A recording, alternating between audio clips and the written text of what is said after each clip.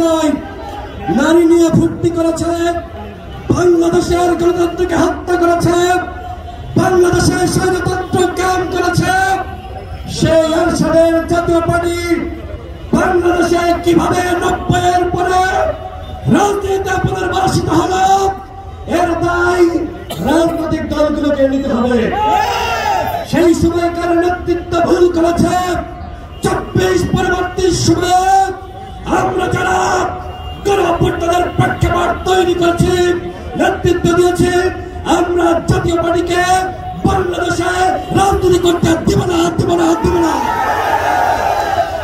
আওয়ামী লীগের যেমনি ভাবে বিদায় হয়েছে, আওয়ামী লীগের সাংগঠনিক কার্যক্রম নিষিদ্ধ হয়েছে, ঠিক একইভাবে জাতীয় পার্টি এবং 14 দলের সাংগঠনিক কার্যক্রম প্রজ্ঞাপন করে নিষিদ্ধ করতে হবে। জাতীয় পার্টি, আওয়ামী লীগ, 14 দল বাংলাদেশে ফাঁসিবাদ কায়েম করেছে, হাসিনা যে অপরাধ করেছে, জিএম কাদের কি অপরাধ করেছে। সুতরাং ওই হাসিনা, জিএম কাদের, আওয়ামী লীগ, জাতীয় পার্টি, 14 দল বাংলাদেশে রাজনীতি করতে পারবে না। আজকের এই শাহবাগের মঞ্চ থেকে জাতীয় পার্টি এবং 14 দলের বিরুদ্ধে, আওয়ামী ফাঁসিবাদের বিরুদ্ধে যুদ্ধ ঘোষণা করা হলো। বাংলার ছাত্র জনতা, বাংলার ফাঁসিবাদ বিরোধী শক্তি, আপনাদের প্রতি আমার আহ্বান, যদি দেশকে বাঁচাতে চান, গণতন্ত্রকে বাঁচাতে চান, এদেশের নেতৃত্বকে বাঁচাতে চান, তাহলে আপা গেছে যেই পথে, চাপাকেও সেই পথে পাঠাতে হবে।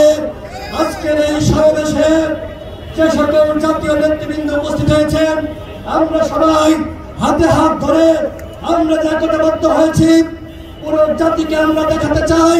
ঠিক একইভাবে বাংলাদেশের জনগণকে বলবো, আপনারা একতাবদ্ধ হন, অন্যথায় আগামীতে আমরা যদি সরকার সবাই মিলে গঠন করি, আমাদেরকে কিন্তু ক্ষমতায় থাকতে দেবে না। আজকে দেশঘাতে আপনারা দেখেছেন ছাত্রলীগ, আওয়ামী লীগ কিভাবে মিছিল করেছে। ওরা কিন্তু কখনো জাতীয় পার্টির কাঁধে ভার করে, কখনো ফাঁসিবাদের শক্তি হয়ে এই প্রশাসন, পুলিশ, সচিবালয় যারা রয়েছে, ওরা কিন্তু ফিরে আসার চেষ্টা করছে। সুতরাং বাঁচতে চাইলে একতাবদ্ধ হন।